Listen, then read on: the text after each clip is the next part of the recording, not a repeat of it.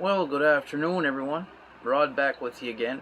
I thought that maybe I would do a video in these times of the cost of shooting, reloading, purchasing guns, and related items, as obviously, as everybody knows, went through the roof.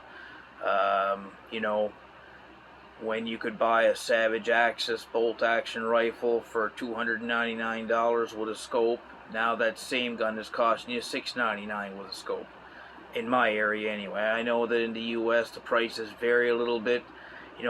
Some things are cheaper, but the prices are noticeably coming up. I've seen some videos where guys have showed what they used to pay versus what they're paying now, and that's been the case up in Canada here where I'm at for quite some time, since COVID for sure, where there was a lot of stuff that was unavailable, unobtainium, I'll use the word, and that put the demand for it up, and of course guys that had stuff said, well, hey, I can make a nickel on this, people will pay anything for this. And there was even some cases where 8-pound jugs of gunpowder were going for over $1,000, and people were buying them. I kid you not. I seen an ad. A gentleman had an 8-pound jug of Varget when Varget was literally unobtainable, and he sold it for $1,000. And that makes me want to puke. But you know what, folks? That's the way things are going. I mean, I can't foresee the prices coming down anytime soon. With the way the availability of things is, world events, supply, and whatnot. So what I'd like to touch on is sort of something like what Koba was saying on his short video, that the cost of reloading has gone through the roof. Absolutely, 100%. And for some of the stuff that he shoots, particularly because the components, maybe the proper diameter bullets and the proper brass casings and whatnot, aren't really available. But when you do find them, they have a premium price on them. But if you want to shoot these hard to get calibers and are hard, you're gonna pay the price. Basically, that's how it works. But it also applies to common everyday cartridges. Like guys, you go with their 243s and 308s and 30-06 to go hunting deer. You're still paying more for ammunition and stuff now than what you paid, 5 years ago, 6 years ago. So what I'll touch on here is something that I do to try and save a few bucks. We're not all rich people. At least most people I know aren't really wealthy. And even wealthy people, try and save $1. Well, hey, everybody does. The day of the age of money doesn't go as far. So what I do sometimes is what I'll mention here. So let's say there's a gun show coming up, or there's I'm looking at my gunpowder supply and my bullets, and I'm like, well, geez, I'm really low on 303 bullets, or I'm low on shotgun powder, or I'm low on this, low on that. So I go online, and some of the prices now are really sickening. Like I said, gunpowder, for instance, a pound or an 8-pound jug of Varget, $1,000. I can't afford that, and I don't know many people that would. So what I do is I'll consult my load book, and I'll look at the rifle cartridges I shoot in general. Now, this doesn't work for all of them, but let's say that you have cartridges like myself. I shoot 270 Winchester, 308, 30-06, 300 Win Mag, 6.5 Swedish Mauser. That's just a few. So I'm going to go in my load book, and I'm going to see across all the bullet weights that I have, is there a powder I can conversely use, for the most part, that'll work in all the cartridges.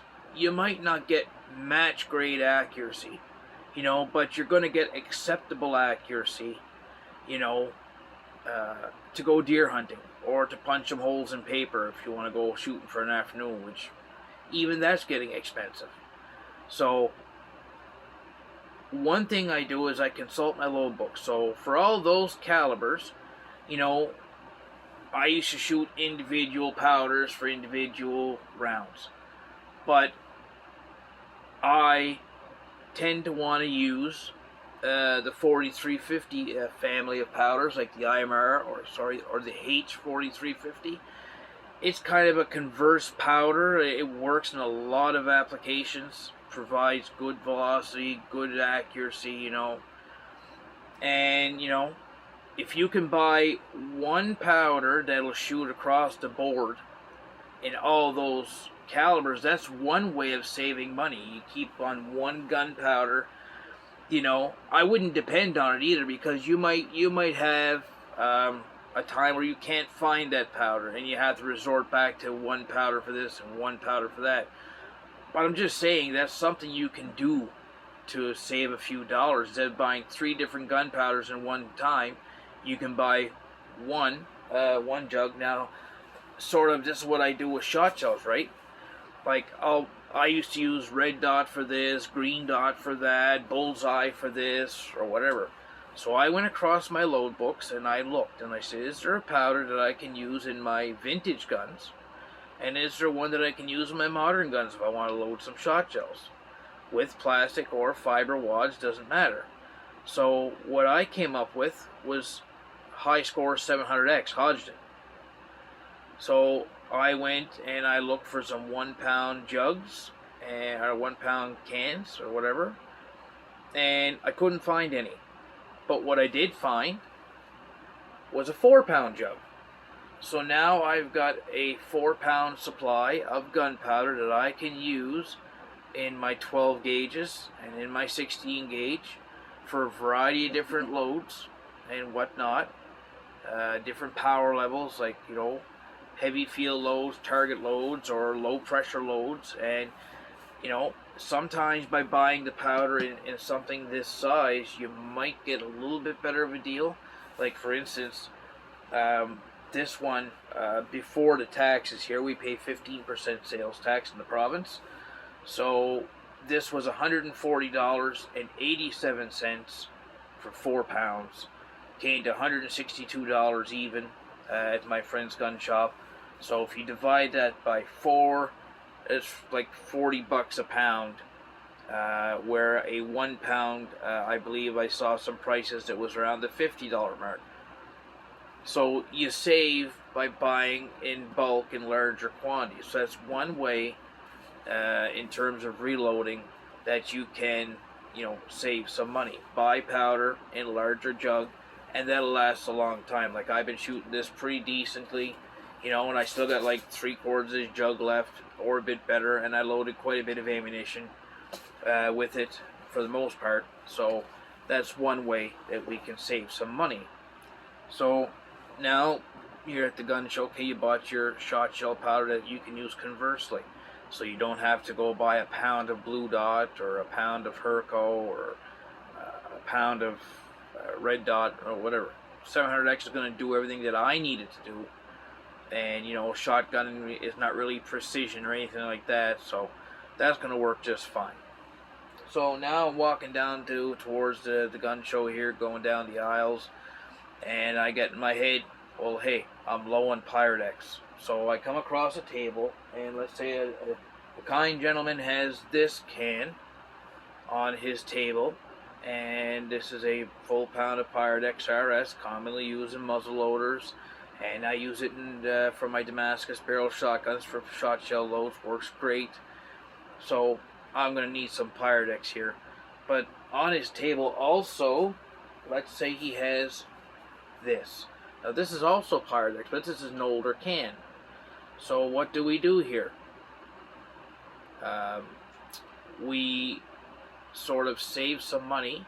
This is full, this is full. Let's say this is $50 for the pound, which it used to be like $28. But let's say this old can, he just really doesn't want to take it home with him. He wants to get rid of it because it's old. And if you open the can and you ascertain that the material inside is still sealed and good, this is perfectly fine to use, just as well as is this. But he's got this one on his table for $20. So now you just bought a full pound of Pyrex for less than half the cost of what you'd pay for this one. Now, it's not all the time that you're going to find deals like that, but the deals are out there to be had. So this is another way that you can save some money. So now this pound of Pyrodex, like I said, you're going to get just as much shooting out of this as you will out of this for half the cost. So that's another way of saving some money towards reloading, or shooting. So now we got our Pyrodex checked off our list that we needed at the gun show. So we found that. We saved some more money. So walking down the aisles, and let's say, well, I need some 270 bullets for my rifle. Okay, so you go to one gentleman's table, and he's got these Hornady SST, pretty common bullet, good quality hunting bullet. And I bought these a few years ago. The price tag is right here, and it's I don't know if you can see that. It might not focus, but $44.99 is the price on that. So with your tax, you're looking at roughly almost $60 in the 50s anyway. So $50, and this is 100 bullets in a box. So, Kobo was saying that his bullets, were costing so many cents per bullet. Well, these here are even more expensive up here in our terms of our money, but I'm just doing it in the Canadian sense of what we're facing. So $44.99 plus tax. So you're like, oh wow, that's a lot of money, But then you look across his table and you see this box of Nosler ballistic tip 150 grain, and they're factory seconds. Now, I didn't even realize these things existed at one point, but these here, I was told there's nothing wrong with them per se to shoot them and load them, but what you might have is sometimes they come out and when they grade the bullets, Nosler, you might have some that the copper might be discolored, might be little specks on it, little like dark spots or whatnot. That's not going to hurt a deer hunting bullet. In the very rare event where a target shooter requires like precision, like I was mentioning earlier, he might not want to buy this. He'll opt to buy this. So you buy these bullets, and I opened the box and I looked at them, counted them, 50 bullets was there, and there you go, copper bullet, the ballistic tip, and a little boat tail on it, and to me, there's nothing wrong with these bullets. And if you bought a box of these that aren't factory seconds, 50 of these Noslers up here, this is $60 a box. I got these on a guy's table for $15. So 15 or 20 bucks, I forget what I paid. I think it was like that anyway. But I know it was a lot cheaper than buying a regular box of whatever. So there you go. I just saved some more money. And I got a brand new box of Nosler bullets for my 270. So now we're going through the gun show here. We're going through our list. We're getting our stuff we need. And you know what? I'm saving more money. Now, we're walking down the aisle again. And I'm going to say to myself, well, hey, I need some card wads and fiber wads for my shotguns. I'm running low. So there's a guy at the gun show. He's got a table with some items there, and he's got some old vintage stuff. Well, boxes of stuff like this. These are 12 gauge card wads. These are from like the 1950s and 60s. Canadian Industries Limited. These were very common around here. A lot of guys had them for filler wads and muzzle loaders and whatnot back in the day. And this was a full box. This wasn't opened. I've got several boxes of fiber wads and stuff here that I got from a guy. But I got these at a gun show, and these were $5. $5. If I had to buy the same quantity, there's 500 wads in here. If I had to buy this same quantity at Ballistic Products, I'm probably going to pay $20 for the little bag that these would come in. So I just saved like 75%, and these are nothing wrong with them. They're not in bad shape. There's nothing, absolutely nothing wrong with them at all. Just your little card wads, your little filler wads, and you can cut these and make overshots. So they're multi-purpose. So I just saved some more money by buying some vintage stuff. And another example of the vintage stuff that I have here. You know, you're walking down, like I said, we use the thing of 303 British. The bullets are expensive and most times they're hard to find. So I managed to pick up these here. Now, I didn't get these at the gun show per se. I got these off of Canadian Gun Nuts through a friend of mine that his dad used to be a field representative years ago for a sporting goods place, and he had these since God knows how long, and he had a whack of them himself, and I got them from him. And these are 180 grain copper point expanding bullets, and these are again from the 1950s and 60s. You know, the box is still in good shape. I know guys would say, why would you use that? They're collector's items. Well, you know what? If you can't find any bullets to load in your 303 and you want to hunt with your 303 and that's the only gun you own, well, I'd rather shoot these. That's what they were made for, not made to sit there and look at. I mean, if I wanted to be a collector, well, hey, I'll save the other box I got here. I got two of them. So I'll use one and save one. But you buy stuff like this at a fraction of the cost of what you would buy new production hunting bullets. And it's a way to save money, you know. In general, guys will say, well, you got to go in a load book and find data for that bullet, that particular bullet. That's not always the case. There's some load manuals that are specific bullet, like Nosler will make a manual for their bullets, or Speer makes a manual for their bullets. But I mean, you can get, like, I got books here that it'll say 180 grain 311 diameter bullet, and then it'll say round nose can also be used, or also FMJ, but it doesn't give a brand. It's just the bullet weight, the load, start and finish load. So you could use these in your hunting loads, and they will perform just as well as they were supposed to do when they were made back in the 50s and 60s. They'll kill a deer or a moose just fine. So, you know, that's some of the ways that in these times that you can save some money and still get out shooting. It's in the same respect also buying old boxes of ammunition. You know, or you go to a place where there's old stock. You know, chances are, you know, sometimes they'll leave the old price tags on them. I think I've got a box of 300 Win Mag here, and you go to local stores here now, that's selling anywhere between $59 for the, like, cheapy stuff, all the way up to $129 a box. I've seen some of the Nosler type bullets, and the premium grade, like Federal premium bullets and whatnot. But I mean,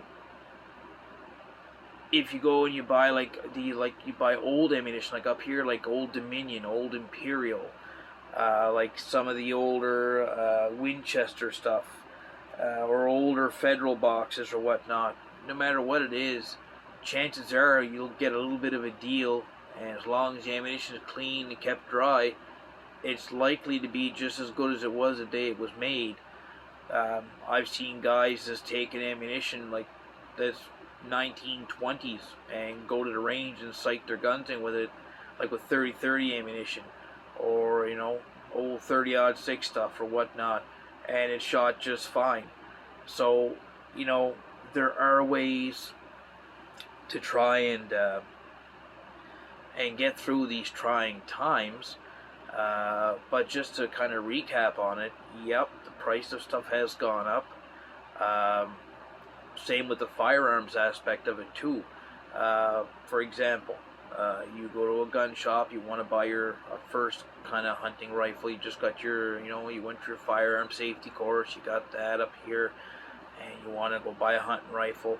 Well, a few years back, you could buy these budget entry-level rifles like the Mossberg ATR or the Remington Model 783 or the Savage Axis, stuff like that, Ruger American. Like, for example, you could buy the Savage Axis without the AccuTrigger, plain Jane synthetic stock with just a factory-mounted scope. Get you in the Deerwoods gun.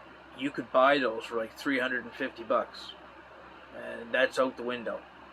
You go buy a Savage Axis now at Cabela's in Canada here, and they're upwards of $500 to $700 depending on the caliber, and like if you want a camouflage stock or a wood stock or a synthetic black stock. Well, I think the wooden ones are actually approaching the $900 mark. It's crazy. I mean, you even look on the used market, like a Lee Enfield Sporter, like a 303 British Sporter here.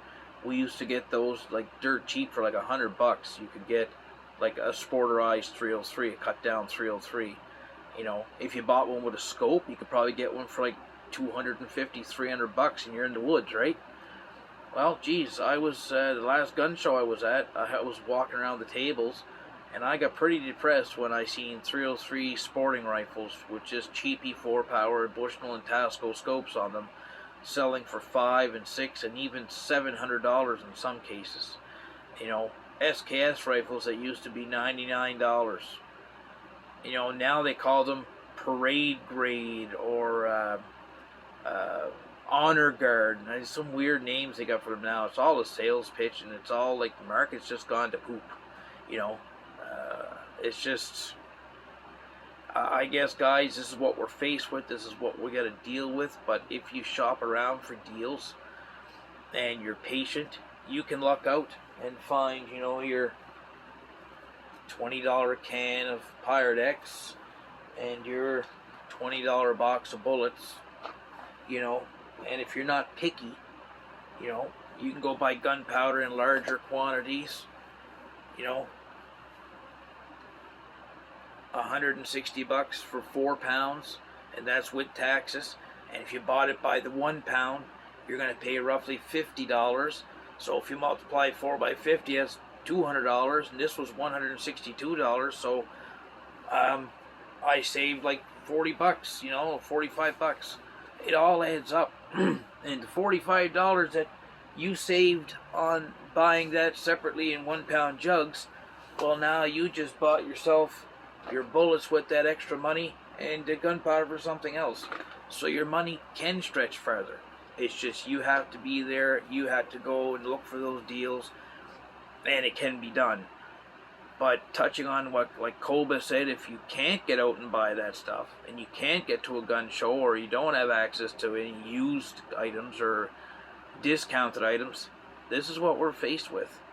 You know, $100 a pound for IMR 4350 when I used to pay $35 for it. And primers used to be, you know, like $2.99 for a 100 pack. Now they're $22.99. So that's just the way it is. We got to fight through it. We got to deal with it.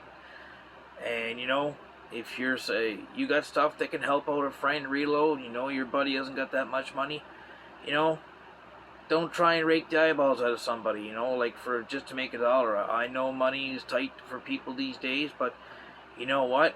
If you can help out somebody and give them something to get them off the ground with their shooting, maybe they can return the favor someday, and you might need something they have, and you give them a deal on it, right?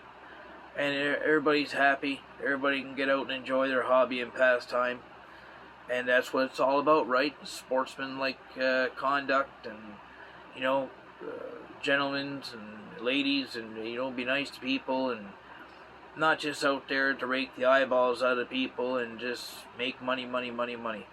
Life is not all about money, folks. Money can make you, you know, you can buy stuff with it, whatever.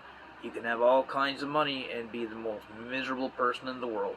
You can be poor as a church rat and be the happiest guy around. That's the way it works. So sometimes, you know, it's the way it is. So I just thought I would make the video. Like and subscribe. I'll try and upload this tonight at my buddy's place. I'm heading over there.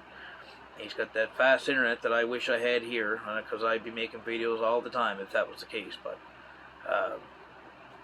again, there's just some of the ways that you can save some costs and help yourself or help a friend out by, you know, give a deal when you can. You know, if you eye something up that you don't need, but you know, your buddy might need to say, hey, I found these 303 bullets, you might be interested. Or, hey, I found you some 4570 brass, I know you were looking for it. That's what we got to do, guys. We got to help each other out. So I hope this was informative and helpful, and we'll see you on the next one. And you all have a good rest of your weekend. Ciao for now.